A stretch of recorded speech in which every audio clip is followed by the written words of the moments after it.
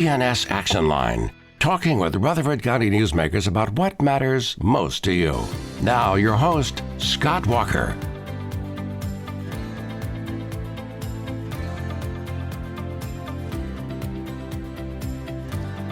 Right now that time, 8:19, you're tuned to WGNS on this Friday morning. Today, the 21st of June. And we have with us in studio this morning, Rutherford County Commissioner Craig Harris. How are you this morning? Doing good, Scott. Thanks for having me on. So what's new in the Craig Harris world? Well, we just got done with the budget, and I'm on budget committee, and, I'm glad to say there will not be any taxes raised, and our budget is balanced. So it took a lot of work, and we're excited. We never want to raise taxes, and this is a good start, and that's nobody wants to hear property taxes raised. Definitely not. In general, it's no fun to pay taxes. Of course it's not. I mean, we don't ever want to burden the taxpayers with that, and that's a very emotional subject. I mean, for some people it's not, for some people it's a very big issue. Yeah. Of course, you have to have the taxes to pay for things like the roads and the different construction that has to take place in a growing community like Rutherford County. Well, yes, and it's of course it's a lot of other things, but one of our biggest budget items that eats us alive is our schools, and our schools is almost 75% of our entire budget. So, and we keep growing, almost 1,000 kids a year. And, most schools' capacities are around 1,300. So you can see the problem. And with today's prices and construction, you're talking about anywhere between an elementary school at $50-60 million to a high school, which is 110 to 112. The size of our county school system is larger than really most cities in Tennessee. When you take a look at all 95 counties, and then you start looking at the population of each city within that county, it will really open your eyes as to how big our school system is. Well, I mean, we have over 50 schools, and we got almost, I think, close to 50,000 students in Rutherford County. So, yeah, that number is incredibly large, but we're also the 5th largest county in the state, and we're fixing to be the 4th largest. So one of the things that we will deal with is growth. And our housing prices have went up, and just a lot of people want to move here.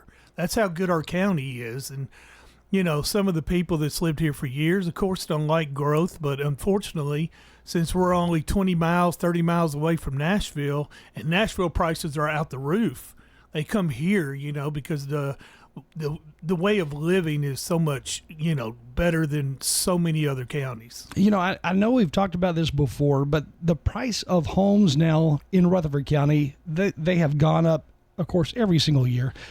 But man, they are so high now compared to 15 years ago. Oh, it's, of course, it's way higher. I mean, I think when I became county commissioner in 2018, we were somewhere around 275. Now we're up to almost 400.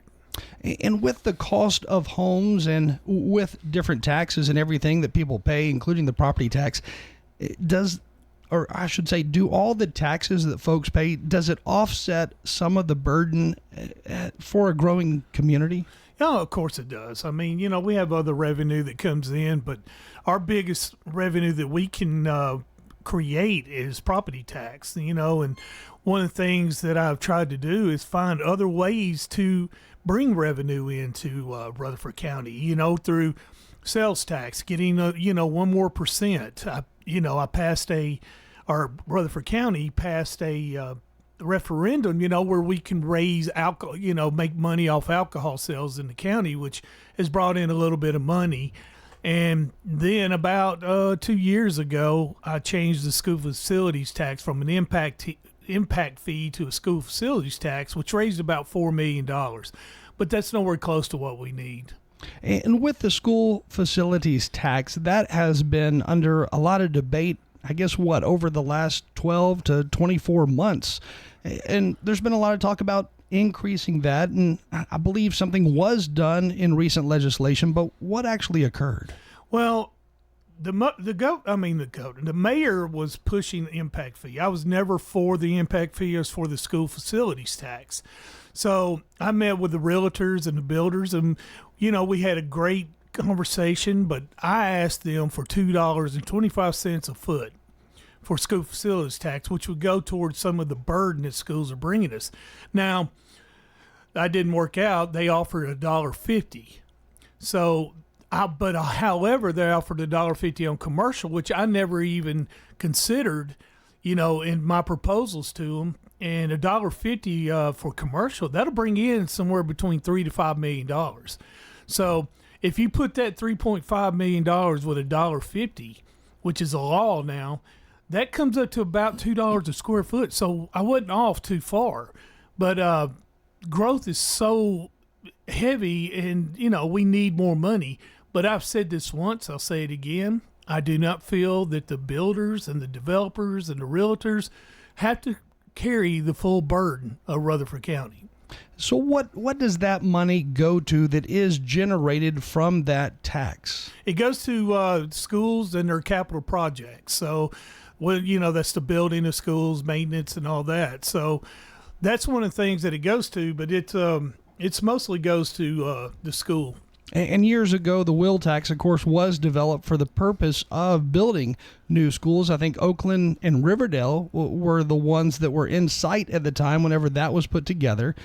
And that tax is still here, but yet it's still being used.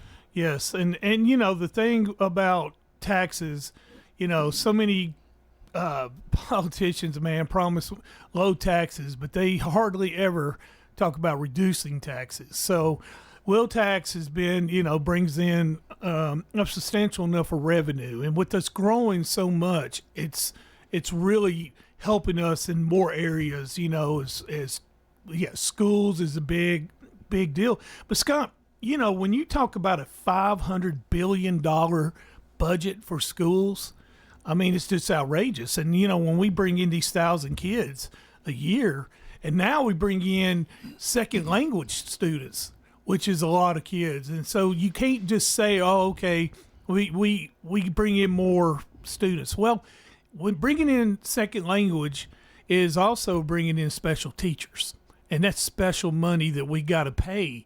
And that number is growing substantially.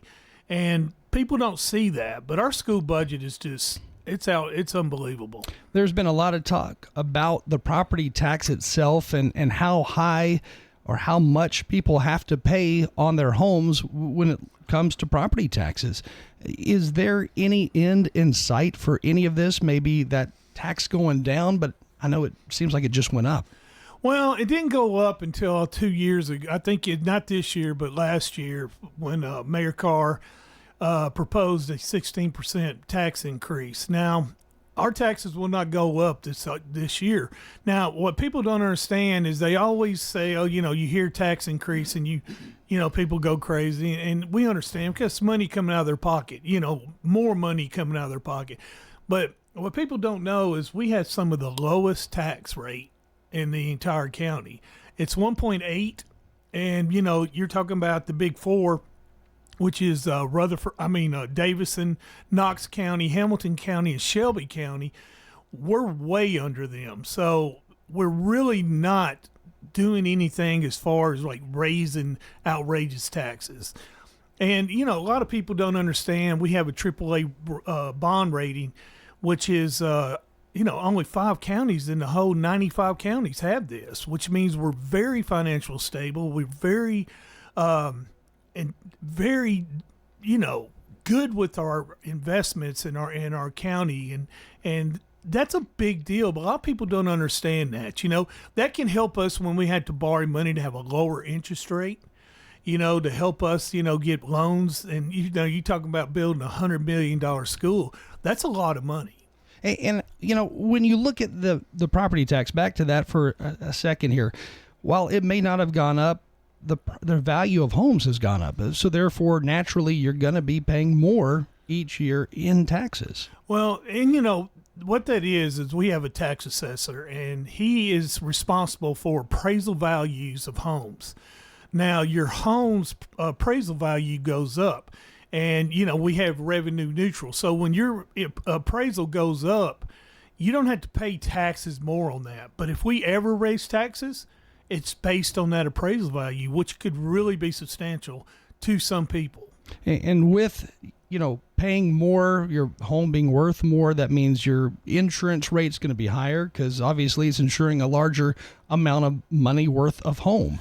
Yeah, and inflation has been big under the Biden administration, and yeah, prices are going up. But me and my wife were talking about simple grocery items that I consume, and having to pay just almost ridiculous amounts for those, and you're just like, unbelievable how much it costs. Milk, eggs, all those things are a lot, and they're staples, and people got to have them. And in consumer organizations and companies, hey, as long as we're doing it and as long as we keep paying for it, they have no problem raising them. But we live in an expensive time right now. We do, and as far as wages increasing, some wages are increasing, but I don't think they're increasing at that rate. What are we looking at in the future here in Rutherford County? I mean, long-term planning, roads, new construction of roadways. What are we going to see?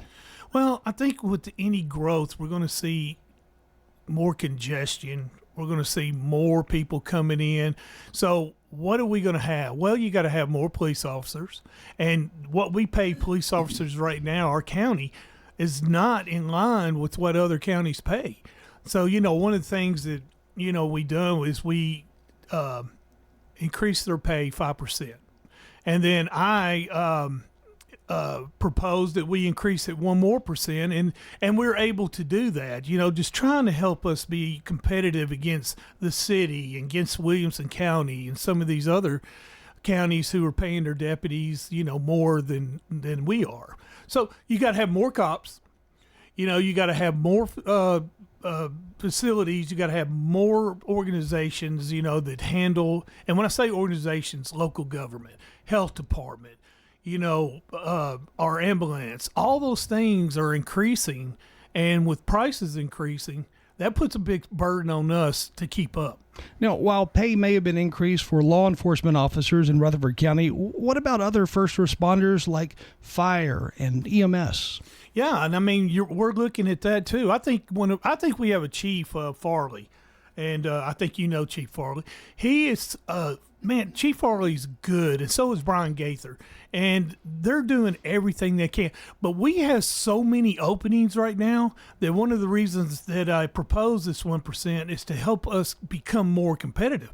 Man, we have 57 job openings, and I could be wrong as far as some 5 here, 5 there. 57 job openings in the sheriff's department. That's unreal. And we got 13 to 14 openings in our ambulance. And, we have need for fire department as well. Across the board, we have needs. And that's one of the things that puts a big burden on us, because we have to be competitive. We have to be competitive to go against other counties who still are employees. I think still is a strong word, but take our employees away from us. Well, whenever you have a job market where the unemployment rate's around 2%, you're going to have a very competitive atmosphere, and you're going to have counties and cities pulling from each other. Absolutely, and you're not only talking about jobs in general, you're talking about specialized jobs. You just can't go get a job with the fire department. You got to be trained, and with the ambulance and with police. And, one of the things we're seeing is we're training people and then they leave. So we're training people to work with our county, and then other counties come in and take them. So do you think they're leaving because of the job atmosphere? Is it on the job issues, or is it the pay? No, it's the pay. I mean, our sheriff's department, our ambulance, our fire department, they're some of the top in the state. I mean, and no, it's absolutely got nothing to do with organization. It is all about pay. So is there grant money that can further help offset maybe another pay increase? Not enough. Not enough. A lot of the grants that we get are towards equipment, towards hiring more employees. Like we can get 5 firemen. Yeah. And they will pay for it for 3 years. But then after that 3 years, it's on us. So you're increasing the amount of employees. and the grant runs out, that's on you. So that sounds okay, like we're dealing with their problem, but then they leave. And then when they leave, here we are right back at it again. How is Rutherford County's working relationship with the different municipalities within the county, such as Murfreesboro, Smyrna, Laverne, Eagleville? How is that relationship going with all of these individual cities? Well, I think Rutherford County has good relationships. We have good relationships with Mayor Reed in Smyrna, Shane McFarland in Murfreesboro, and Chad Leam in Eagleville.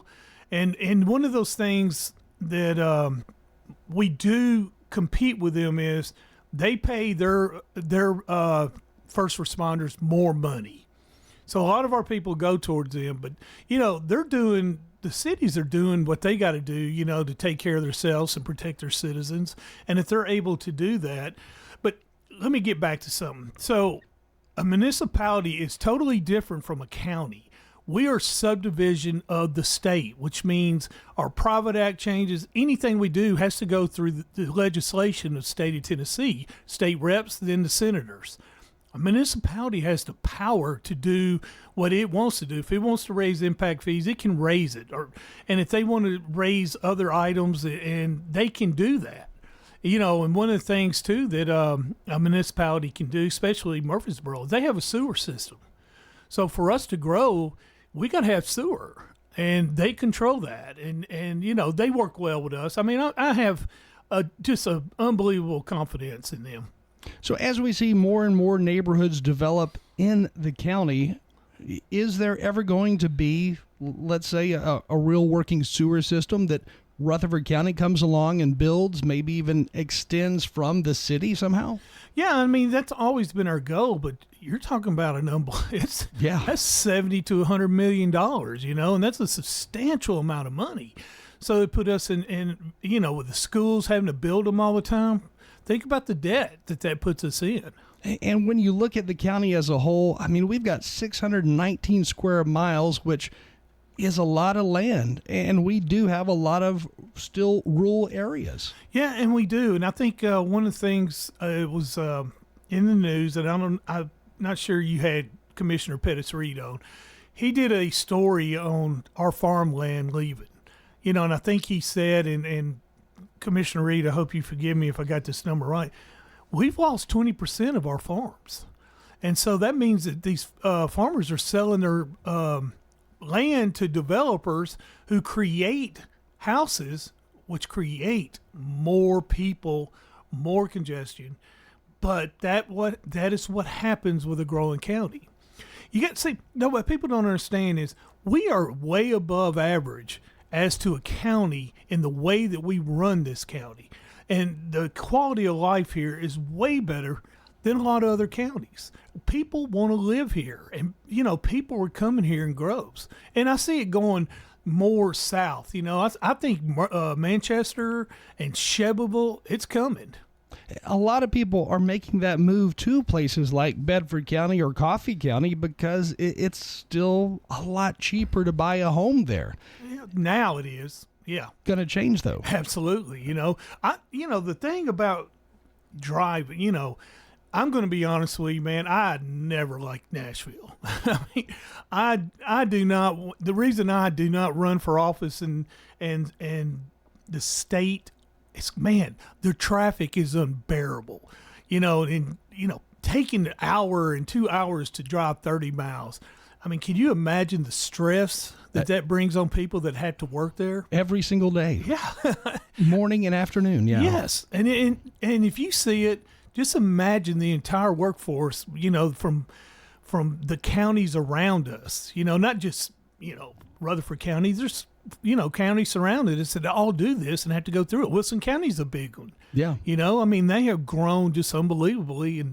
And it is, I'm afraid, there's some commissioners that would love to either slow or stop growth, but that's not going to happen. And if we're standing still, we're losing ground. And when you look at Wilson County, that's a good county to look at as an example because they are right now, it seems like at a point to where we were just a few years back. I mean, they're starting to really take off, probably faster growing than we are at this point. Yeah, they have increased a lot, Scott, and they've also, I mean, their house prices have jumped through the roof as well. And, you know, one of the things that Lebanon can do that we couldn't do for many years is they could have an impact fee of $5,000. You know, we're charging for, I don't know how many years, $1,500. You know, so I went to the builders and I was like, hey, we got to do something. You know, and they offered $1 a square foot. We've had that for 2 years. It's brought in anywhere between $3 to $4 million. Now they're going up to 50 cents, $1.50, which will bring in, you know, 2-3 more million. And then that commercial will bring in probably $4 million. So the county's version of the impact fee is the school facilities tax, and that is charged to new homes being built. But what about commercial businesses being built? Yeah, it applies to them, $1.50, you know, and that's one of the things we have never done. You know, what people don't understand, the most money I think we've ever got out of commercial building in Rutherford County is about $500,000. And that's not very much at all. Now we're going to be looking at $4 million to $5 million extra coming in because of the builders did that. And see, builders are always going to be Darth Vader, you know, because people believe they should, you know, pay for growth. However, I feel that's not their burden. Yes, it's some of a burden, but it's not all the burden. And, you know, they put a self-imposed tax. You know, they didn't have to do that, you know, and my friend, and I think one of the best delegation we have is Shane Reeves. And I know Mayor Carr got on here and smashed him, but if you just knew him and how hard he worked for this, Dawn White worked for this, all our delegation, and they worked hard for this, and that they were trying to help us. And there's other ways to help us, Scott. It's not all that burden. It can be getting a larger portion of the sales tax, getting money from the gambling fund, getting money from lottery fund to help us pay for schools. And if, you know, hopefully get, you know, revenue in from that. Also, best thing too is if they give us interest-free loans and help us with that. And that will bring in a lot of money as well. Again, with us this morning, Rutherford County Commissioner Craig Harris. Now, you said the gambling fund, then you said lottery fund. What is the gambling fund? Well, I mean, we have online betting here right now, and that brings in, you know, almost $1 billion. So Rutherford County receives a portion of that? Yeah. You know, they would be able to get, if they allowed, I mean, it has changed law, and you know how it is on changing the law. But that's what a lot of people are working for, is for us to get some of that money from lottery and get some of our money from the gambling. Now, right now, the money that comes in from the Tennessee Lottery, that goes to education in some sort or another, no matter what, right? Absolutely. It only goes towards education, helping helping people get in colleges and the Hope Scholarship. But it also, you know, it goes only towards education. And we kind of feel like, you know, we're building all these schools, and it is going to go to education and help us with the, you know, this growth that we're, you know, having right now. What do you see as being the biggest issue in Rutherford County? What do you receive the most calls or emails about? Just growth. I mean, just so much growth, and how, you know, we're just becoming this large county. I mean, think about it, Scott. For years and years and years, Hamilton County has been the fourth largest county in the country, in the state. And we're fixing to surpass that. And to do something like that, can you imagine the growth that it takes to do that? And we're going to be doing that probably within the next year. You know, we've really seen changes in the Chattanooga area, especially in the downtown Chattanooga area over the last 10 years, and really a demise in a lot of businesses, companies even, moving out of downtown Chattanooga, whereas we're seeing a lot of new businesses move in to Rutherford County. Well, I think one of the reasons that they do that is our school system is so much better than Hamilton County. Now, Governor Lee wanted to give out school vouchers and to people who are in the fourth worst counties in education, lowest 10%. And those counties was the same one, Davison, Shelby, Hamilton, and Knox. Now, think about that for a minute. We're fixing to be the fourth largest county, and we're way up there.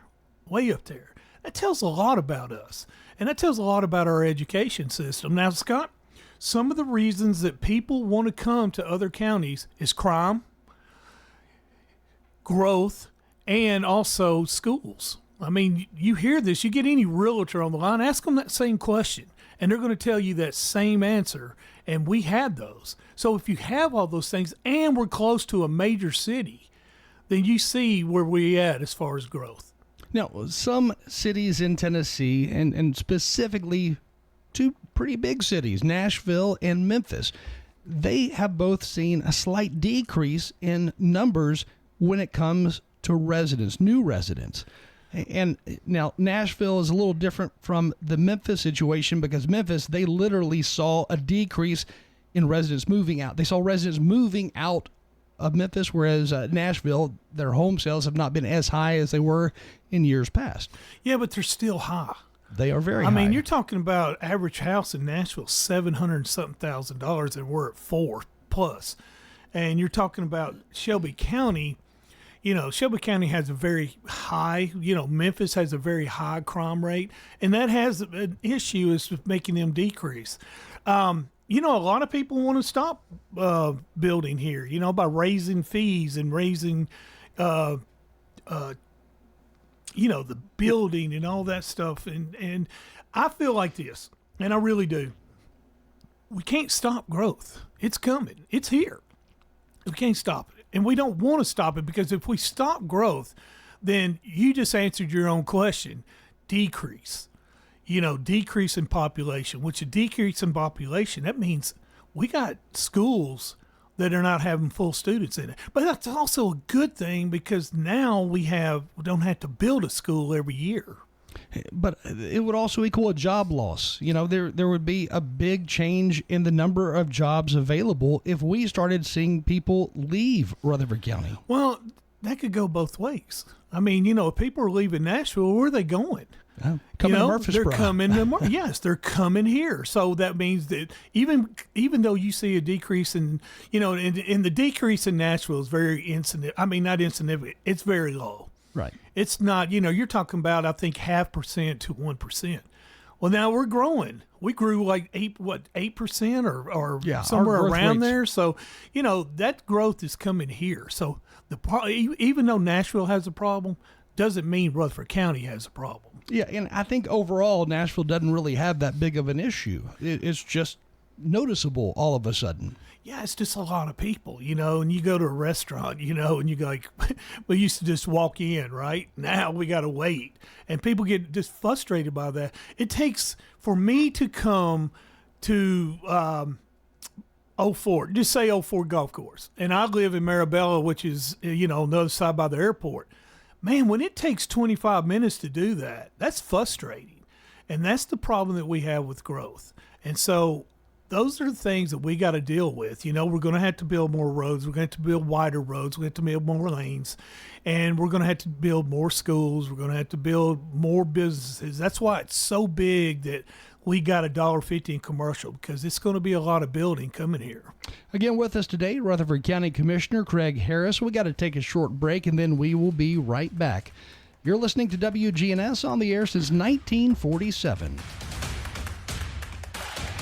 The Action Line on FM 101.9 and AM 1450 Murfreesboro, FM 100.5 Smyrna. Listen and watch at WGNSradio.com. Hi, this is Amanda from Animal City, and our hand-fed baby bird nursery is starting to fill up. If you are looking for your next sweet feathered companion, come in and see us. Find your next pre-loved, pre-spoiled pet here at Animal City. Be sure to check out our downstairs level. Here at Animal City, we would like to thank Murfreesboro for letting us be your family-owned and operated pet store for 33 years. Animal City is located at 919 Northwest Broad Street. Capstar is now a division of Old National Bank. You'll notice some changes as we complete the transition to Old National Bank. The Murfreesboro team that you know and trust at Capstar are always ready to serve you. We'll temporarily use Capstar Bank, a division of Old National Bank, until the transition's complete. As always, we're ready to serve you at Capstar Bank, a division of Old National Bank. Member FDIC. Good morning. Still some volume trying to get up through the Antioch area right now on 24 westbound, coming past Bell Road, Haywood Lane. Still moving right now, 65 over here at Trinity Lane. It's been pretty quiet as far as traffic flow coming up to Kingston Springs on 40 eastbound. Watch for a little bit of radar out there in parts of Dixon County as well, down I-40 around 840. Hey, Princess Hot Chicken now offers Uber Eats delivery and DoorDash. Check out that menu this weekend, princesshotchicken.com. I'm Commander Chuck with your on-time traffic. On air, online, and on the phone. You can listen to us anywhere. News Radio WGNS is Rutherford County's place to talk. The Action Line on FM 101.9 and AM 1450 Murfreesboro, FM 100.5 Smyrna. Listen and watch at WGNSradio.com.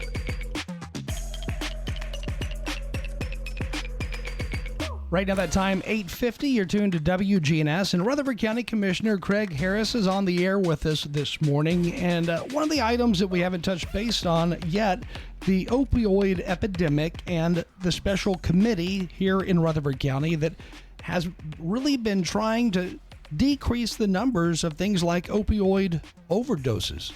Well, Rutherford County is one of the leaders in opioid abatement. Now, opioid abatement is from lawsuits that were settled by the state of Tennessee against pharmaceutical companies and other companies which bring in money to Rutherford County. Now, we are guaranteed and can do whatever we want with about, I think it's around $575,000 for the next 18 years. But we also receive more money, which we have received right around 1.3, 1.5 every year, to add to this. So that will be lasting for a while. Now, we just got a settlement in from Kroger, which is going to bring in $30 million to the counties, which is going to increase the amount of money that comes through us. So when I got those monies, a lot of that was on me. Everybody was like, how I spend it and all that. Wasn't able to do that. I was just way too much on me, and I'm not as qualified as some of the things that address this. So I put together a team, a strong team, and I want to say their names too because it means a lot to me. But we have Kelly with probation. We have Chairman Pettis Reed, Chairman Robert P., Lori Flippo from Recovery Court. I have Alyssa Phillips, and I have James Evans, which is, with the schools. He's our PIO, and Bill Cope with the work center. We have gotten together, and I brought them together because of their passion. They want to help, and we have done just an unbelievable job. And just to show that, I had to do a speech at MTSU where there was 26 mayors and others, and commissioners, and they wanted to know how we did it. They wanted to know, how are we so successful? And we're successful because we have that will and that emotion to try to make a difference. Now, what are we making a difference, Scott? I don't know. Let's see. In 2022, we had 133 opioid deaths. In 2023, we had 101. That's a substantial decrease. And we're making headways, but it ain't just, Rutherford County's opioid board. It's the organizations that we're helping who's going way beyond the call of duty, way beyond, what their capabilities are to try to save people and help in this epidemic. So are we seeing an actual decrease in the number of overdose deaths because fewer people are using, or is there more help available to those who do have an overdose, and then Narcan is on the scene with a deputy, with a fireman within a matter of seconds? What are we seeing more of? Well, I mean, it's a combination of all that, but one of the things, our organizations are growing. If they can grow, if they had the funds to grow, those organizations are hard to grow. You got these recovery centers, they're kind of insurance based. So they're able to do that. But think about it, Scott. How many got insurance? How many of these people have insurance? And not a lot of them do. And we have been able to give, and I am so proud of this number, we have given almost $1 million to these organizations. $1 million. And we have 2 to 3 million more in our accounts. So we're going to continue to help people. And we also reach outside the box. And I'll give you a perfect example. a company an organization came to us called Interfaith Dental. And I remember sitting in the chair going, what in the world, are they? Well, they fix the teeth of people that are addicted or are rehabilitating. And what people don't understand, that's a form of recovery. It's self-esteem. You know how it would be if we had terrible teeth trying to get jobs, the way people shun us. And that organization has just unbelievably taken off, and we have funded them for a second year with a more substantial increase. And there are a lot of different aspects to recovery, and I'm sure you've really had a hand in that and learned more about that over the last few years. But one of those sections that you have to look at is getting help. And you mentioned, getting that help, getting into some type of treatment. How has that been for Rutherford County citizens? Well, when I said think outside the box, we got a company, I keep saying company, it's an organization called Hustle Recovery. Now, they came to us with something that hadn't been done, and what it is they provide housing up to, 3 days for people who can't get a bed. People who can't get in recovery, who want to get better. Well, in 3 days, Scott, that could be a death. That could be a relapse. I mean, it's so unbelievable dangerous in those 3 days. Well, their concept was that we're going to provide counseling and monitoring up to 3 days until we find them a bed. And then when we find them a bed, then we're going to take them to that bed. That's what they did. And of course, nobody's done it. So I'm sitting here going, okay, we're going to take a chance here with these funds. And our team said, yes, let's do it. And I'm so proud to say that organization got a grant for over $8 million to not only provide that for Rutherford County, but throughout the entire state. That's thinking outside the box. That's us taking a chance on an organization that was so successful. Now they are going to be all over the state. And that's just a great story. Does Rutherford County have the funds to pay for somebody to go into some type of rehabilitation program? Well, that's a good question. I'm not necessary for individual. I am for organization. That's just me. The team might feel different, but I do not want to get into an individual thing. Now, one of the things I am looking at is we've had some applications come in, where they want to help people with getting driver's license, helping with rent, stuff like that. But I never really wanted to be an individual provider. I wanted to really invest our money in organizations. Has the opioid committee here in Rutherford County, has it been around long enough to determine, all right, well, the majority of those who are needing treatment are homeless, or the majority are, middle-class residents? What are we seeing? Well, in every year, the first of the year, I go around the table and tell everybody, what is your goal? What is it that you want to do? And we have always had a motto: awareness, education, and recovery. We always go by those things. That is our motto. That is, that's our goal, is awareness, education, and recovery. Now, I told them that one of the things that I wanted to concentrate on is I want to help people that have went through recovery. Scott, some of them are felons and can't get a job. I want to work with organizations and companies to help get these people jobs, to get back to where they can pay their rent, where they can get health insurance, where they can, provide to society. And, Scott, think about it. If we didn't have a job, can you think, what would we do? If we can't get a job, we got to do something, right? Yeah. And so that's one of the things that I wanted to concentrate on, and I still want to concentrate on that, and I'm trying to figure out ways to do that. So creating more jobs, more job ideas for those who have been convicted of a felony, perhaps when they were using, and now not anymore. Well, I've always said this, and I'll say it again, and I believe this. We treat addiction as a moral failure.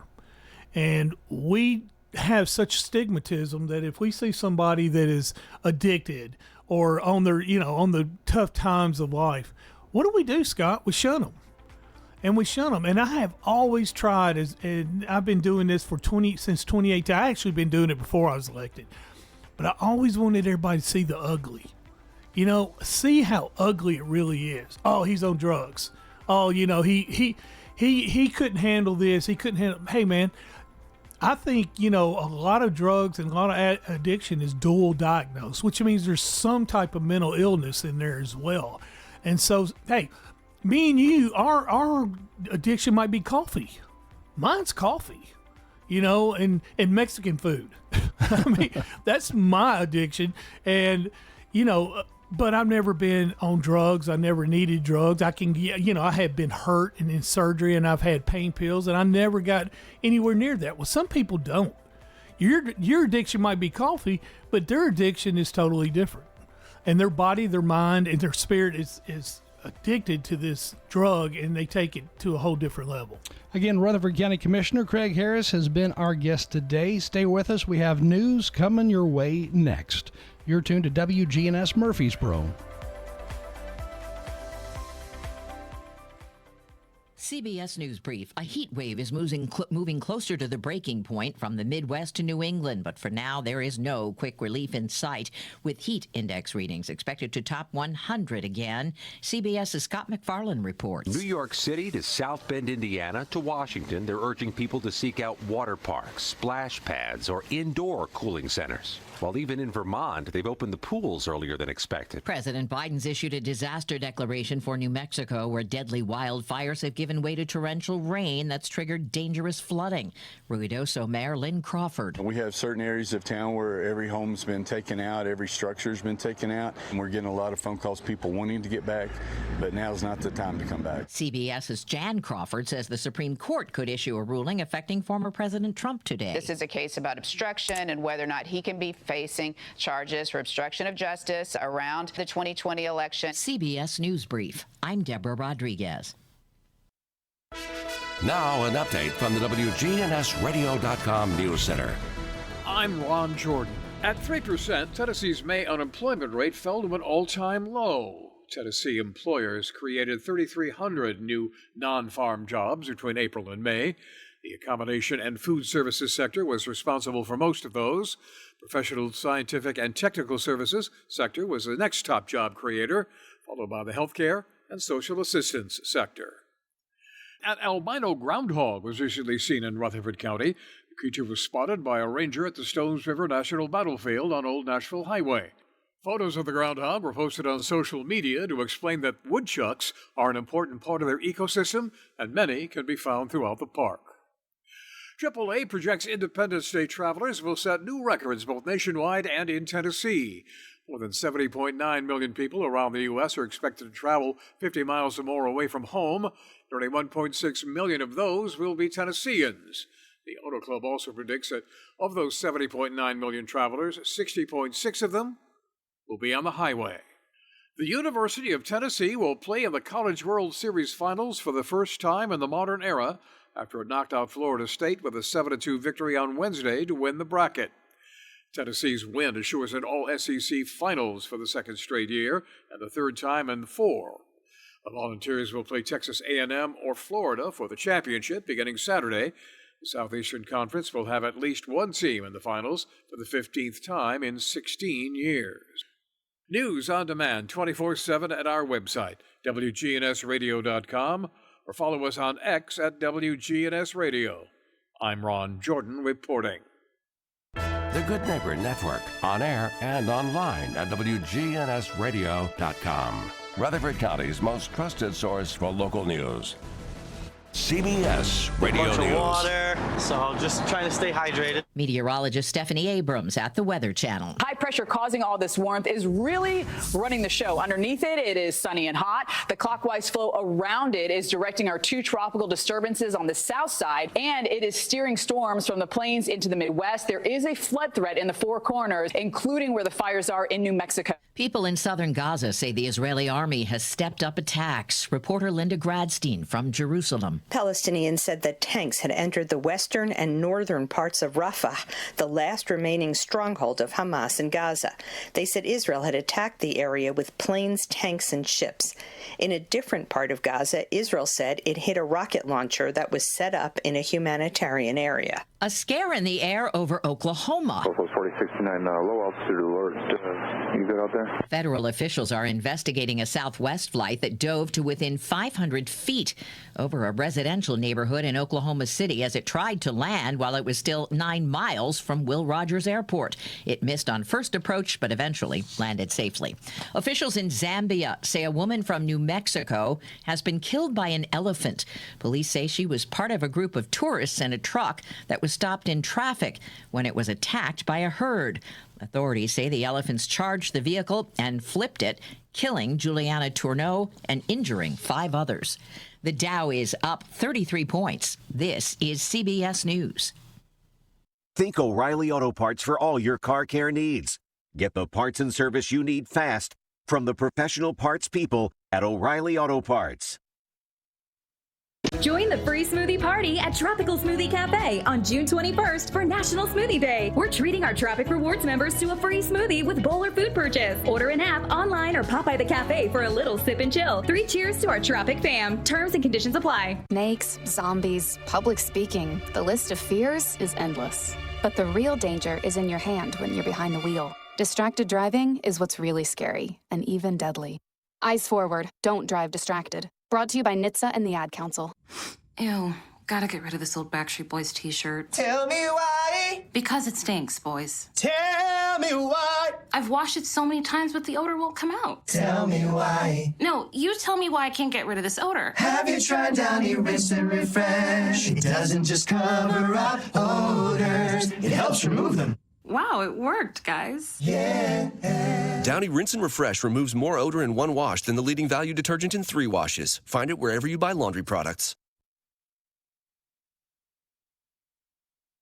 We're the Good Neighbor Network, FM 101.9 and AM 1450 Murfreesboro, FM 100.5 Smyrna, audio and video streaming at WGNSradio.com. This is the Roundtable. A look at the news, views, politics, and people that are shaping Rutherford County. Good morning, everybody. Johnny B here, going solo, Brian. Solo again. What do you think? So low we can't hear you? Yeah. That's what your wish is, right? Oh, my old sidekick, Everett Loon, he called me this morning. He had a nerve block yesterday, and he's got to lay low for a day or two. So you finally have done it. Yep, I blew his last nerve. Yep. And I knew it was coming. You did too. Yeah. So we're not in shock, are we? No, he's exposed that nerve a time or two. Now, I know you're just a spring chicken, young pup, but do you recall the name Red Foley? I read it in the history books, yeah. Yeah.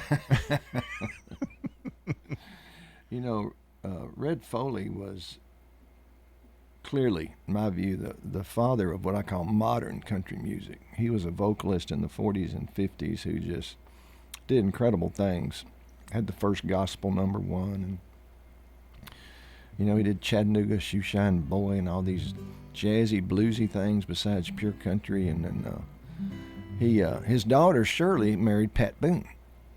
Ah, Shirley Foley Boone, and sure, they were married for well over 60 years, and she passed away a couple of years ago.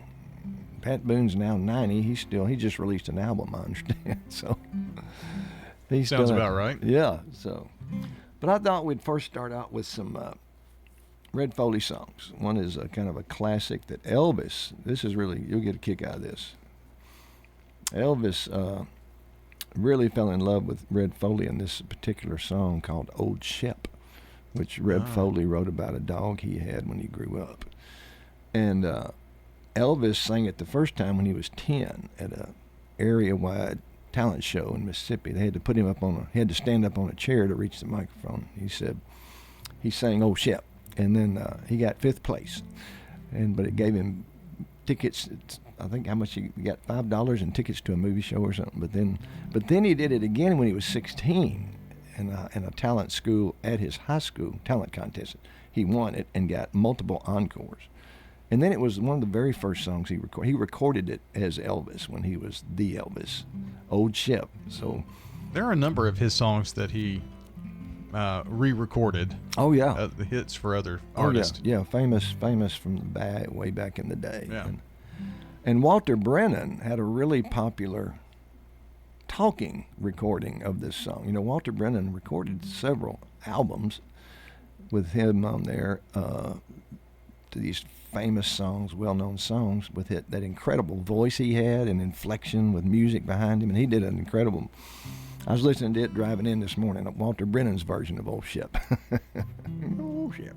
So Red Foley, born June 17th, 1910, just this past week. So we celebrate him and commemorate his birth and his death as well on September 19th, 1968. He was only 58 years old. Died in his sleep from respiratory failure. He was performing up in Ohio, I think it was, with Billy Walker and a young Hank Williams Jr. And the last thing he said to Hank Williams Jr. that night is, "Hank, I'm really tired. I got to go to bed." And then passed away real peacefully. But had some struggles in his life and some interesting things. But he's probably most famous for Peace in the Valley. He put that song on the charts, Peace in the Valley. And that's what, when people think Red Foley, they go, Peace in the Valley. But we're going to do Old Shep, and then another really cool song that I told Avon about this morning. I said, while you're sitting at home, listen to this song. We'll do it second, Lord willing. And it was way ahead of its time, because he could do bluesy, jazzy stuff, country, big band, you name it. So we'll start with Old Shep from 1941.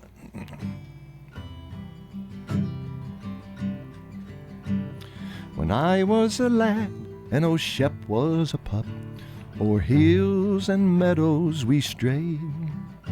Just a boy and his dog, we were both full of fun. We grew up together that way. I remember the time at the old swimming hole when I would have drowned beyond doubt. Shep was right there, to the rescue he came. He jumped in and helped pull me out. So the years sped along, and at last he grew old. His eyesight was fast growing dim. Then one day the doctor looked at me and said, "I can't do no more for him, Jim." With a hand that was trembling, I picked up my gun. I aimed it at Shep's faithful head. I just couldn't do it. I wanted to run, and I wished they'd shoot me instead. I went to his side and sat on the ground. He laid his head on my knees. I stroked the best pal that a man ever found. I cried so I scarcely could see. Oh, Shep, he knew he was going to go, for he reached out and licked at my hand. He looked up at me just as much as to say, "We're parting, but you'll understand." Now old Shep is gone where the good doggies go, and no more with old Shep will I roam. But if dogs have a heaven, there's one thing I know: old Shep has a wonderful home. Wow, incredible song, folks. Old Shep. Encourage you to go on Google or YouTube and listen to not only Red Foley's version, but Elvis Presley's version and Walter Brennan's version.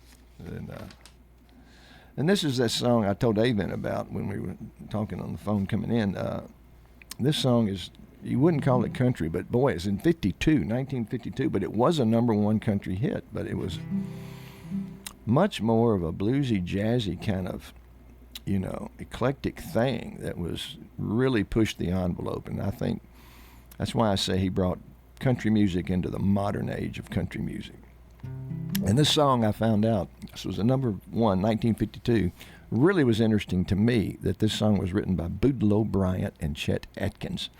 And of course, we all know Boudleaux Bryant from his famous wife as well as him, the famous husband-wife songwriting team, Felice and Boudleaux Bryant, who wrote so many Everly Brothers hits. But let's see if we can do this thing. Ooh, I'm going to capo up, though. Forgive me on that.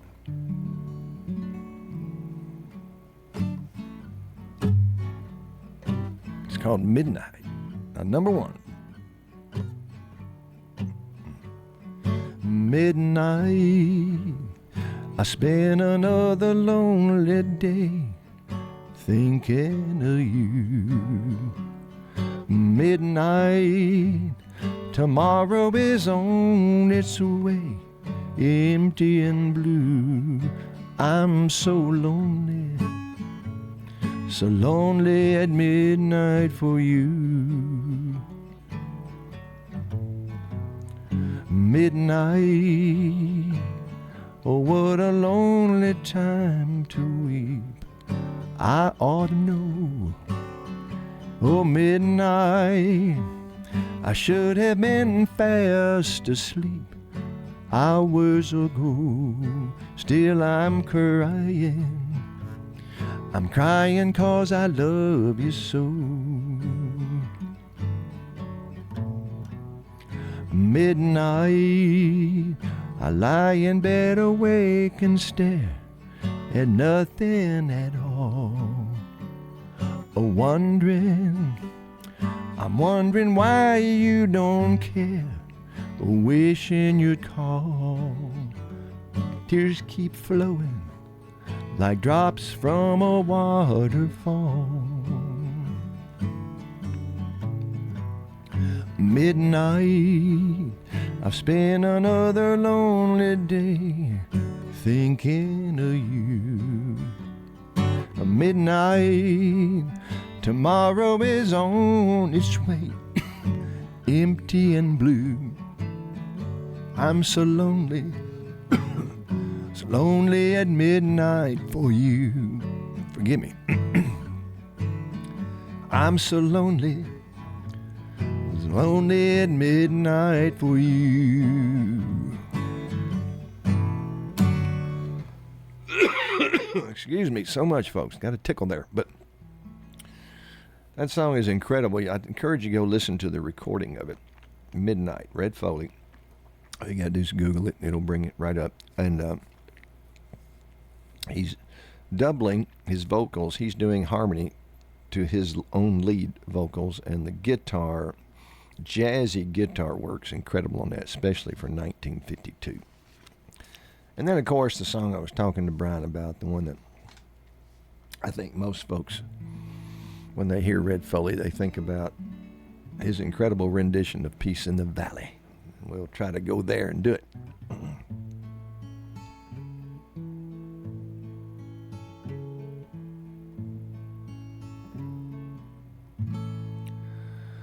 Oh, I'm tired and weary, but I must toil on till the Lord comes to call me away.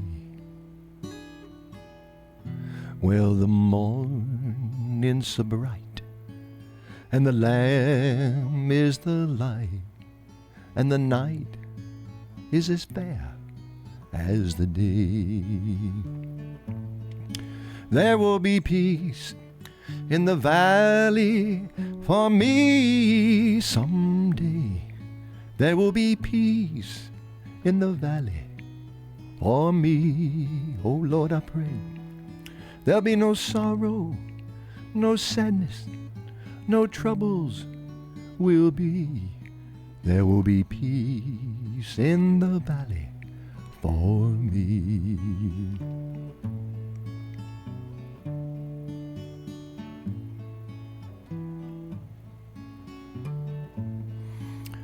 Where the bear will be gentle, and the wolves will be tame, and the lion shall lay down with the lamb, oh yes, and the beast from the wild shall be led by a child, and I'll be changed from this creature I am.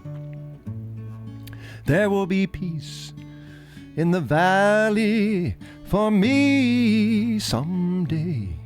There will be peace in the valley for me, dear Lord, I pray.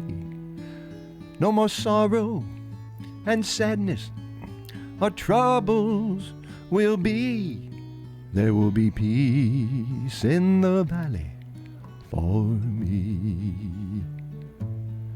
There will be peace in the valley for me.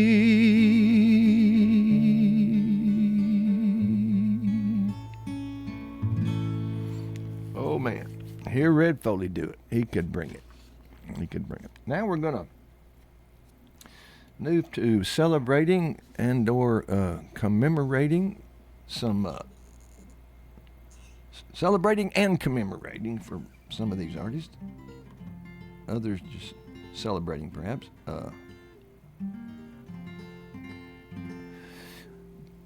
Artist born on June 20th, through the decades, through the years. I'm going to start out with a man, incredible man, who was born June 20th, 1907 in Timbo, Arkansas. Came to be known and actually legally changed his name to Jimmy Driftwood,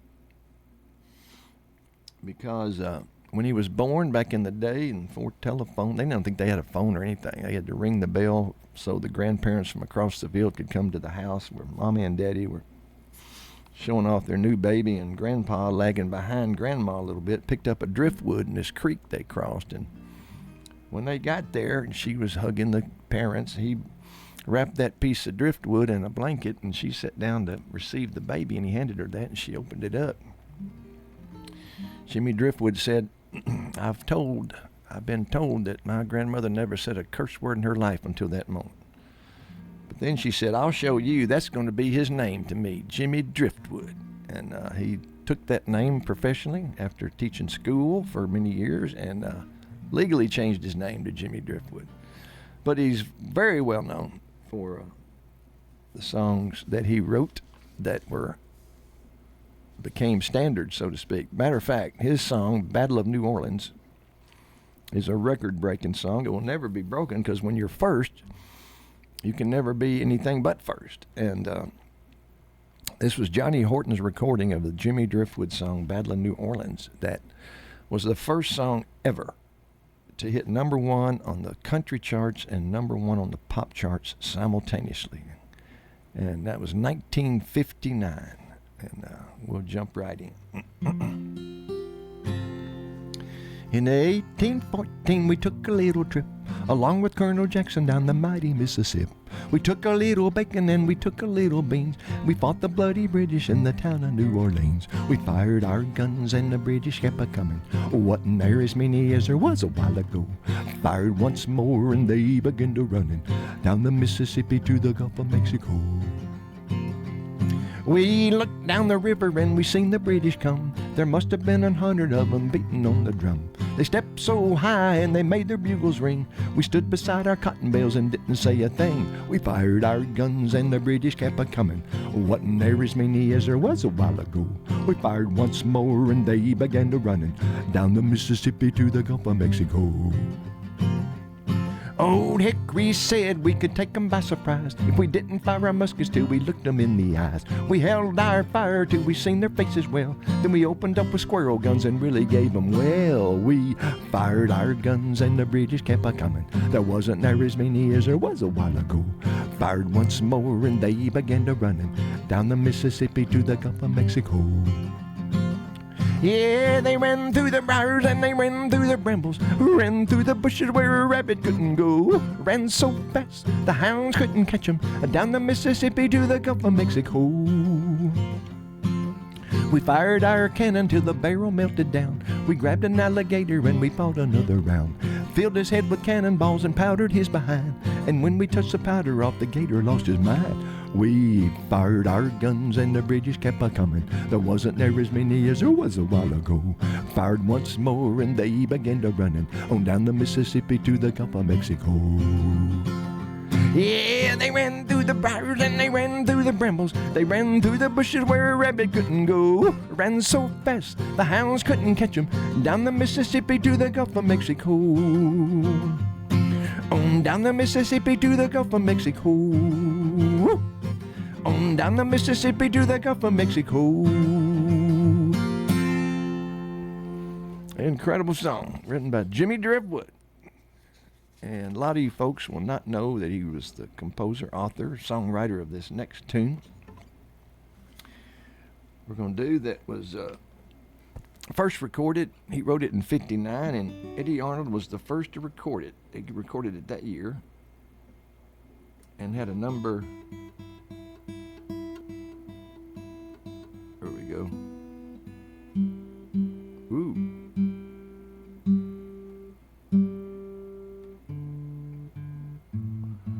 Had a number 5 country hit on this song. It's more connected to Doc Watson, because Doc Watson made an incredible cover of this song.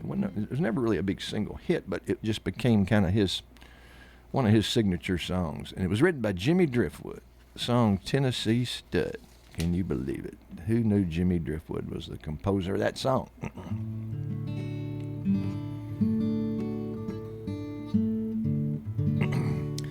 Long about 1825, I left Tennessee very much alive.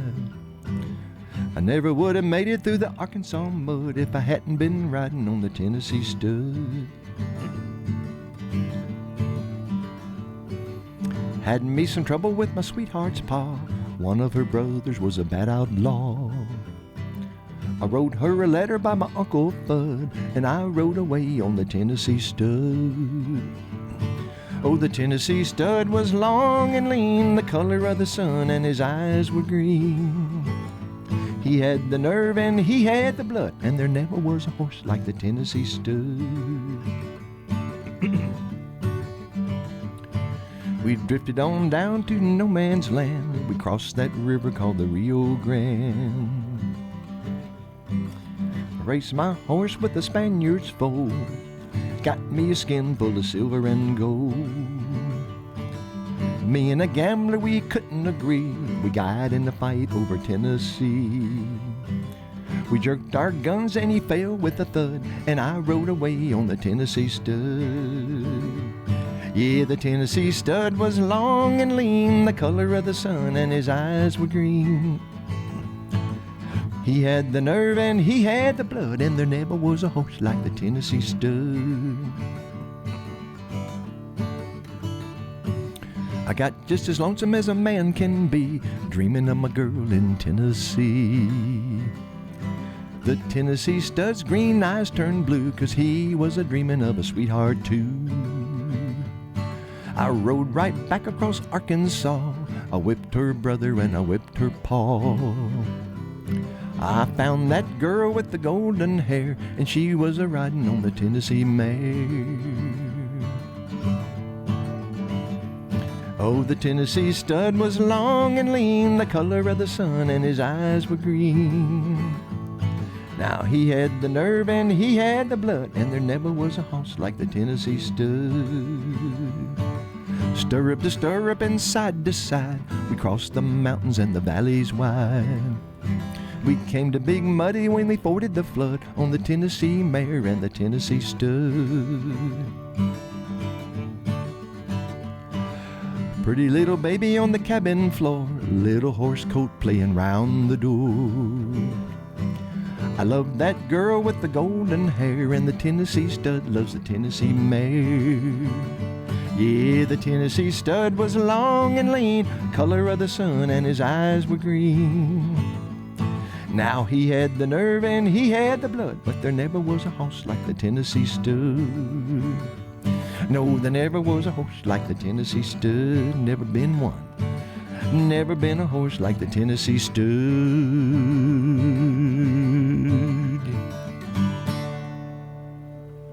And there you have it, another incredible Jimmy Driftwood tune.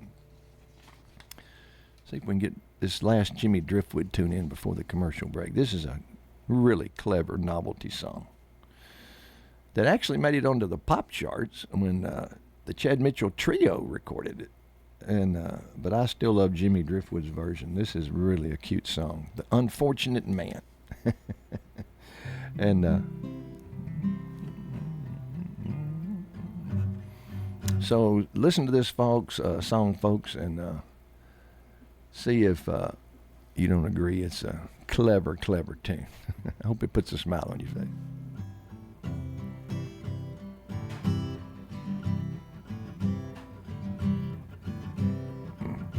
There once was a lawyer they called Mr. Clay. He had but 2 clients and they wouldn't pay. At last of starvation he grew so afraid that he courted and married a wealthy old maid.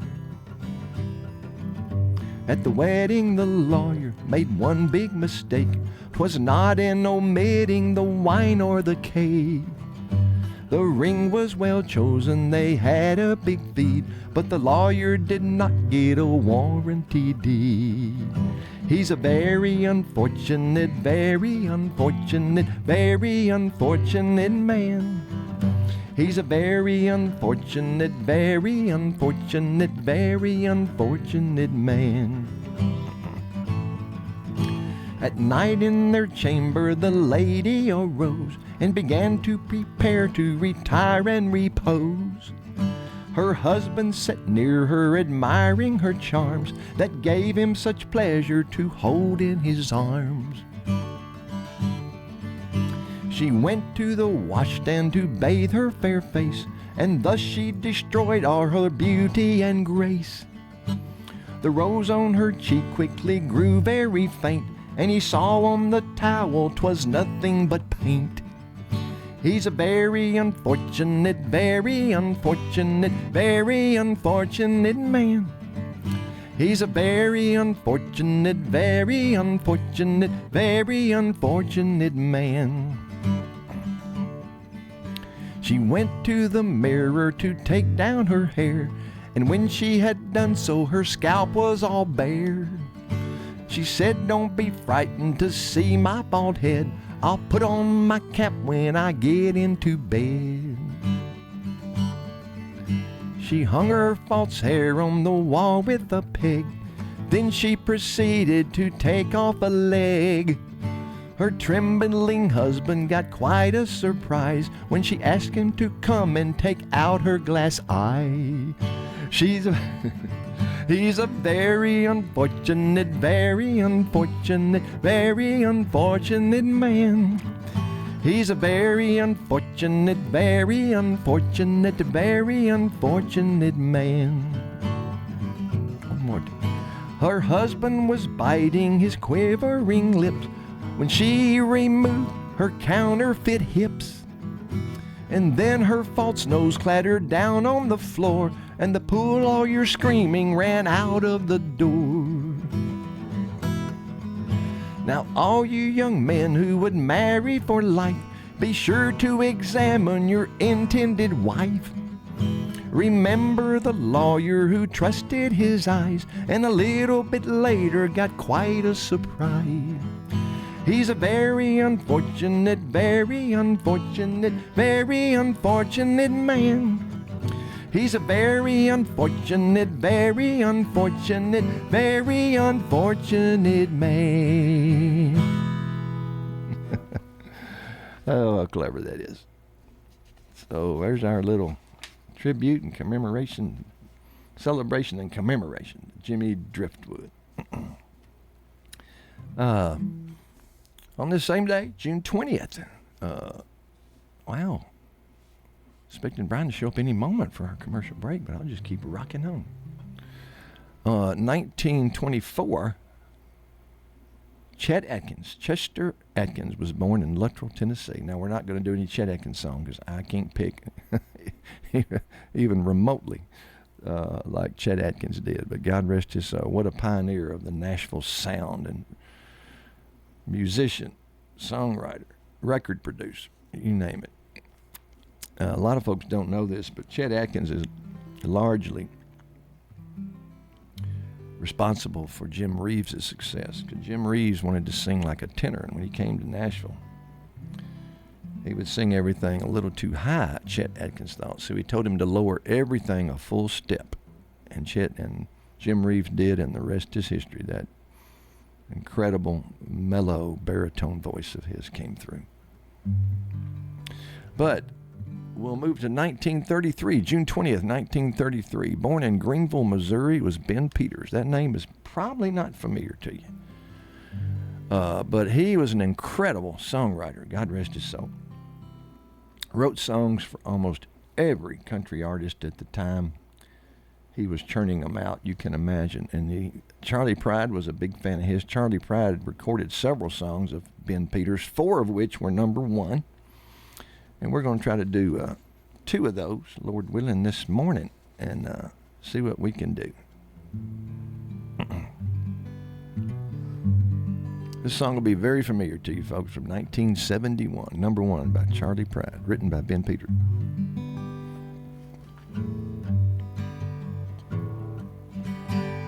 Whenever I chance to meet some old friends on the street, they wonder, how does a man get to feel this way? I've always had a smiling face, anytime and any place. And every time they ask me why, I just smile and say, you've got to kiss an angel good morning and let her know you think about her when you're gone. Kiss an angel good morning and love her like the devil when you get back home. When people, they try to guess the secret of my happiness, and some of them never learned it's a simple thing. The secret that I'm speaking of is a woman and a man in love.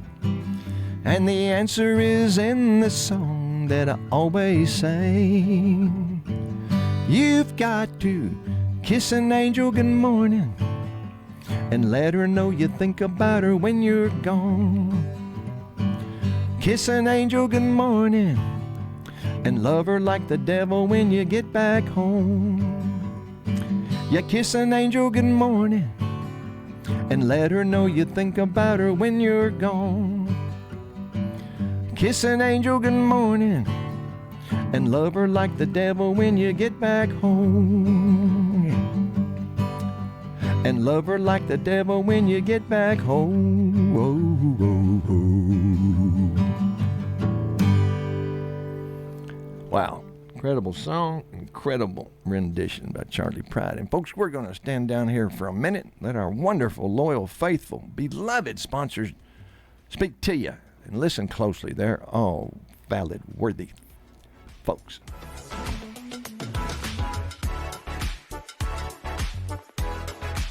Hi, this is Chip Walters with Exit Realty Bob Lamb & Associates.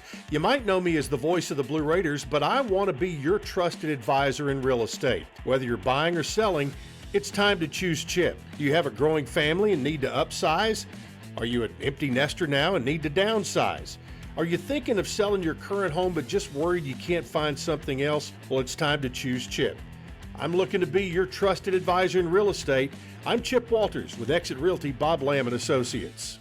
Learn to make money 5 ways with rental real estate. Double your money with apartments and get your map to financial freedom. And that map starts with a free workshop. Sign up now at lifestylesunlimited.com. Click on the Join Free Workshop tab and attend online or in person. That's lifestylesunlimited.com. Lifestylesunlimited.com. Again, that's lifestylesunlimited.com. Limited seating, unlimited potential. At Middle Point Landfill, we strive to serve our neighbors. This county is willing to put themselves out there and take some new initiatives. Mike Clausen, General Manager of the Middle Point Landfill. We want to transform Middle Point into a sustainability campus where we are building recycling facilities. We're building cutting-edge diversion facilities. Middle Point values its relationship with you, which is why we never tire of serving our neighbors throughout Rutherford County.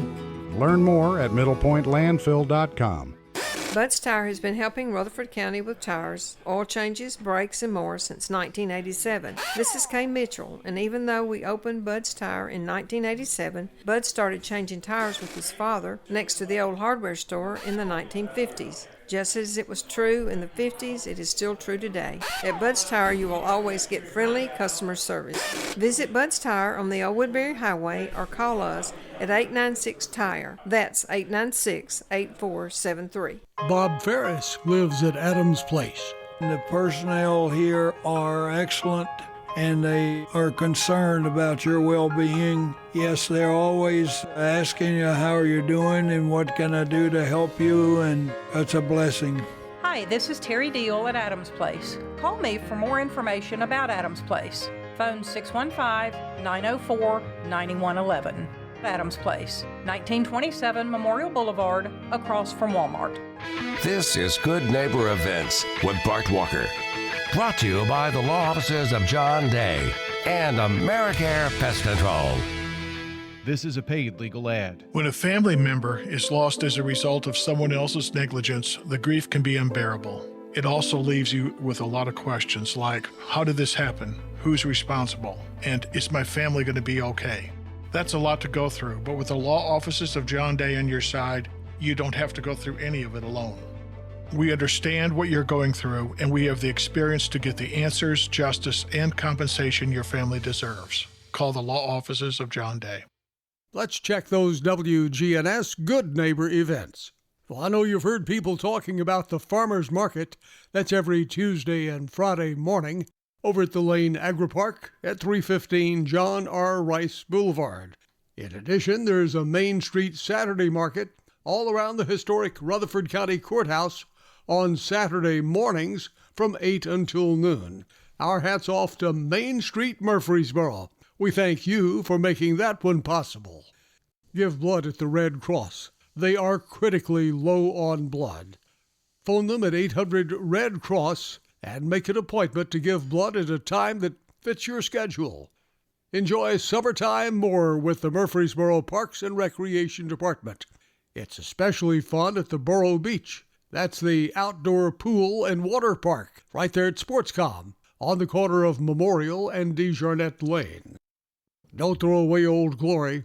Bring your tattered American flag to WGNS and let the girls from BSA Troop 2019 at Trinity United Methodist Church retire it with dignity. Plus, we also recycle Bibles. Those are WGNS Good Neighbor events. Rutherford weather. We have plenty of sunshine, temperatures mid-90s with north-northeast winds light around 5. Tonight, partly cloudy skies will drop to a low of 72. I'm meteorologist Mandy Falluber on News Radio WGNS.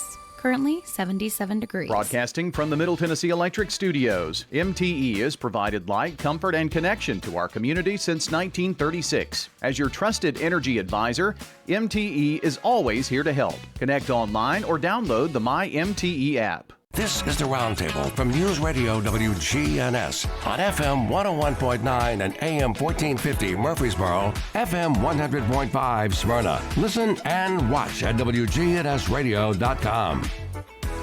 And we're back. Johnny B here, going solo today. Ryan Barrett is popping in just every now and then so I don't get too forlorn and too lonely. And see ya. So we just got through with some Jimmy Driftwood songs, and we've moved over now to some songs written by that incredible songwriter Ben Peters, born June 20th, 1933 in Greenville, Missouri. And we're going to do the second of 4 number ones Charlie Pride had of Ben Peters songs. 1972, number 1. Right after. That was the following year, wasn't it? Yeah, right after Kiss an Angel Good Morning. You'll remember this one if you don't. The title's in the first line. Baby, it's gonna take a little bit longer for me to ever get you off of my mind. Baby, it's gonna take a little bit longer, 'cause I've been loving you a long, long time. People try to tell me that it won't be long till I don't even miss you anymore. But I can tell them it must be something mighty wrong.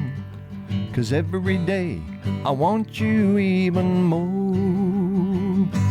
Baby, it's gonna take a little bit longer for me to ever get you off of my mind. Baby, it's gonna take a little bit longer, 'cause I've been loving you a long, long time. They say this lonely feeling, that it'll go away, but after all this time, it ain't gone. Every waking moment and every night and day just seems to keep on keeping on. Baby, it's gonna take a little bit longer for me to ever get you off of my mind. Baby, it's gonna take a little bit longer, 'cause I've been loving you a long, long time. Yes, I've been loving you a long, long time.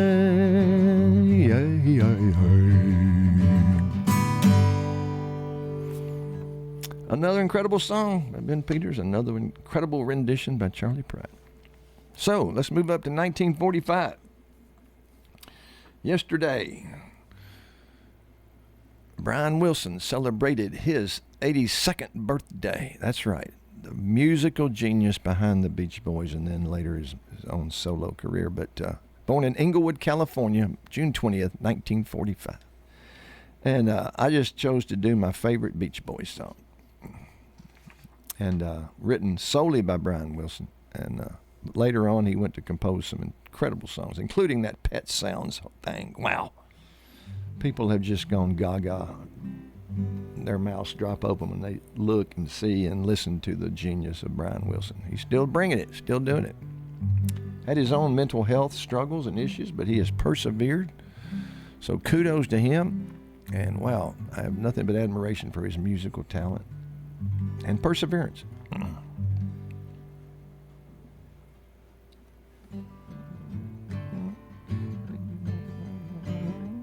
Here we go.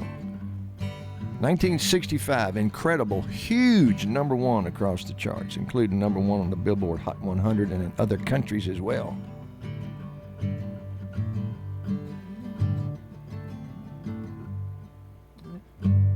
Here we go. Well, since you put me down, I've been out doing in my head. Coming late at night, in the morning I just lay in bed. But Rhonda, you look so fine, and I know it wouldn't take much time for you to help me, Rhonda, help me get her out of my heart. Help me, Rhonda, help me, Rhonda, help me, Rhonda, help me, Rhonda, help me, Rhonda, help me, Rhonda, help me, Rhonda, help me, Rhonda, help me, Rhonda, help me, Rhonda. Help me, Rhonda, help me, Rhonda, help me, Rhonda, yeah, get her out of my heart. She was gonna be my wife, I was gonna be her man. But she let another guy come between us and it shattered our plan. Oh, Rhonda, you caught my eye, and I'll never give her reasons why. You gotta help me, Rhonda, help me get her out of my heart.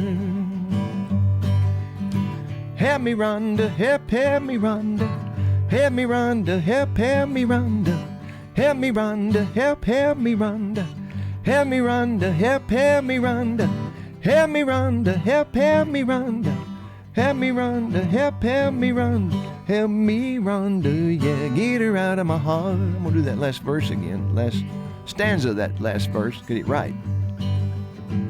Oh, Rhonda, you caught my eye, and I'll give you lots of reasons why. You gotta help me, Rhonda, help me get her out of my heart. Oh, baby, help me, Rhonda, help me, Rhonda, help me, Rhonda, help me, Rhonda, help me, Rhonda, help me, Rhonda, help me, Rhonda, help me, Rhonda, help me, Rhonda, help me, Rhonda, help me, Rhonda, Help me, Rhonda, help me, Rhonda, help me, Rhonda, yeah, get her out of my heart. Help me, Rhonda, yeah, get her out of my heart. Help me, Rhonda, yeah, get her out of my heart. Brian Wilson, happy birthday to you, you genius man. So we're going to move to, that was 1940. It wasn't 45, it was 1942. I think I said, did I say 45? It was June 20th, 1942, yes, that Brian Wilson was born in Inglewood, California. So we'll move forward 3 years in time to June 20th, 1945. When and where in Springfield, Nova Scotia, Anne Murray was born. Wow, what an incredible success story. She is retired. Yesterday was her 79th birthday. She's retired, living back in Nova Scotia after living elsewhere at different times, but enjoying playing golf. I read about her, and she is an incredible golfer.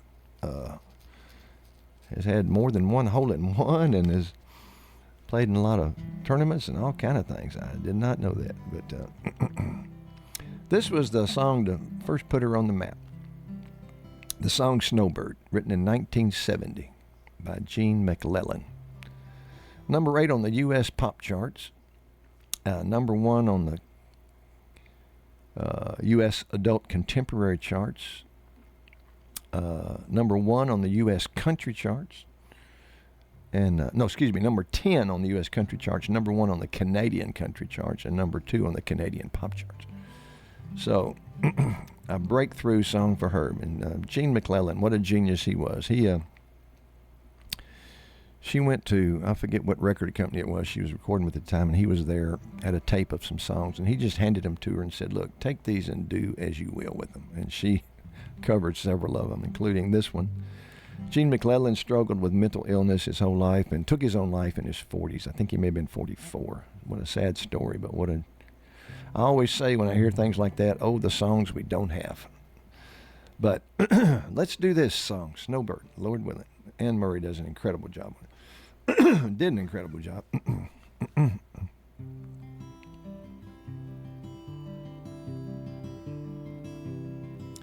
Beneath this snowy mantle, cold and clean, the unborn grass lies waiting for its coat to turn to green.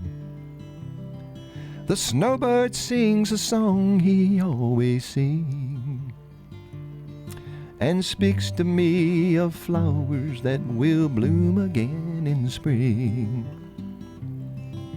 When I was young, my heart was young then too, and anything it would tell me, that's the thing that I would do.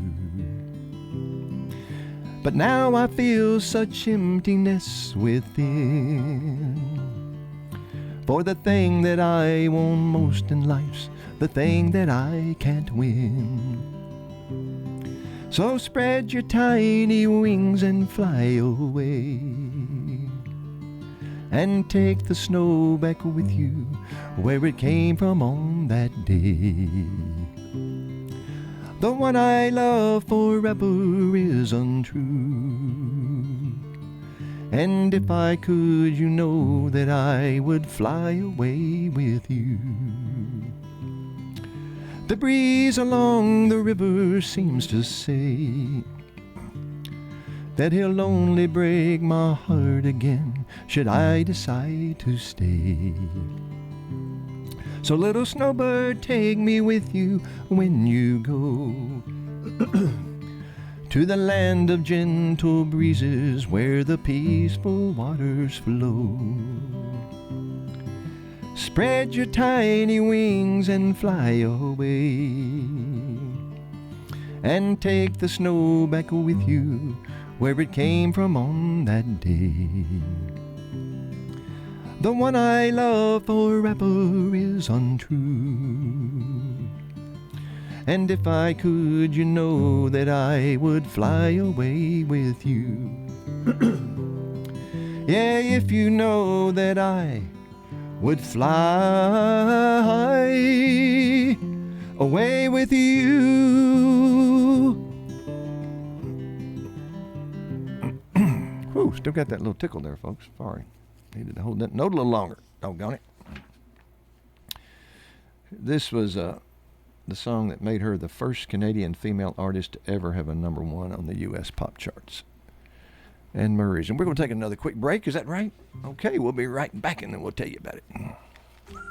We used to argue about whose turn it was to clean the gutters, but then I had Leaf Filter gutter protection installed. Wait, I told you Leaf Filter had free inspections and estimates and a lifetime guarantee. Meaning we never have to argue about whose turn it is to clean the gutters again. But I visited leaffilter.com/beacon first. No, I did. It doesn't matter who. Visit leaffilter.com/beacon to schedule your free gutter inspection and get up to 30% off today. See representative for warranty details. Promotion is 20% off plus a 10% senior or military discount. 1 discount per household. Getting quality employees to fill positions in your company is essential, but finding those people can be a major hassle unless you use ZipRecruiter. ZipRecruiter makes finding quality people a breeze. ZipRecruiter's advanced technology identifies candidates with the right skills, sends you great matches, then you can easily invite them to apply. 4 out of 5 employers who post on ZipRecruiter get a quality candidate within the first day.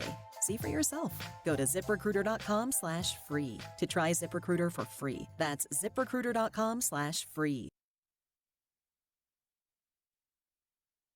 It's a hard decision to make, knowing when to sell your home and move to Adams Place. There's one couple here that I met, and they said it was a lifestyle that they didn't have at home. You have, like, every night dining at a fine hotel. You have the pool. It is so beautiful. Just so much to offer that you won't have in your own home. It's all right here. Hi, this is Terry Deal at Adams Place. Call me for more information about Adams Place. Phone 615-904-9111. Adams Place. Wesley Financial Group is not a law firm. An important message about your timeshare from Chuck McDowell, founder of Wesley Financial Group. If you receive an unsolicited phone call or mail piece to discuss selling, renting, or especially canceling your timeshare, don't fall for it. Contact your timeshare resort or Wesley Financial Group for assistance, and I'll send you our timeshare exit information kit free with the straight facts about timeshare cancellation. Call 800-761-0000. 800-761-0000. Paid for by Wesley Financial Group. ABC Tuesday. It's the music event of summer. What's up, CMA fans? With superstar performances by Lainey Wilson, Luke Bryan, Kelsey Ballerini, Keith Urban, Thomas Rhett, Shabuzi, Cody Johnson. Plus, epic collaborations including Keith Urban with Lainey Wilson, Big and Rich with Hardy, and Post Malone featuring Blake Shelton. Jelly Roll and Ashley McBride host CMA Fest, Tuesday, 8/7 Central on ABC and stream next day on Hulu. Cue the fireworks and celebrate Independence Day with the Omaha Steaks 4th of July sale. Save 50% off site-wide and fire up the perfect backyard cookout with tender steaks, juicy burgers, deli-style franks, and more family favorites. Shop today at omahasteaks.com and score an extra $30 off when you use promo code SIZZLE at checkout. Plus, every purchase is backed by their unconditional money-back guarantee. Hurry, because this offer won't last long. That's omahasteaks.com. Promo code SIZZLE at checkout. Omaha Steaks, America's original butcher. This is the Roundtable from News Radio WGNS on FM 101.9 and AM 1450 Murfreesboro, FM 100.5 Smyrna. Listen and watch at WGNSradio.com. And we're back, folks. Johnny B with you solo today. Say a prayer for my buddy Avett Lane, who had a nerve block yesterday, and the doctor, the first thing he said to him, "Boy, you've got the nerve." And he went ahead and did it. Now he doesn't. So they're going to do an ablation, I think it's called, in 2 weeks, where they actually kill off those nerve endings. They'll grow back. I know. So he'll have to do it again. They're just like your annoying aunt. Yeah. My Aunt Irma. So, folks, 1978, incredible #1. Anne Murray, 36 consecutive weeks. And it was stayed on the adult contemporary charts at #3 for 36 weeks. That was a record until 1990. It was a Grammy, Academy of Country Music Song of the Year.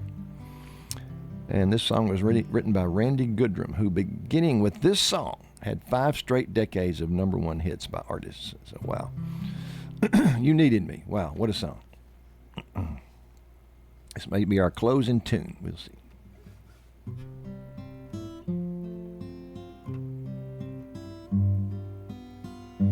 I cried the tear, you wiped it dry. I was confused, you cleared my mind. I sold my soul, you bought it back for me, held me up and gave me dignity. Somehow you needed me. You gave me strength to stand alone again, to face the world, back on my own again. You put me high up on a pedestal, so high that I could almost see eternity. You needed me, you needed me. And I can't believe it's you, I can't believe it's true. I needed you, and you were there. And I'll never leave, why should I leave? I'd be a fool. 'Cause I finally found someone who really cared. You held my hand when it was cold, when I was lost. You took me home, you gave me hope when I was at the end, and turned my lies back into truth again. You even called me friend. You gave me strength to stand alone again, to face the world out on my own again. You put me high up on a pedestal, so high that I could almost see eternity. You needed me, you needed me, you needed me, you needed me.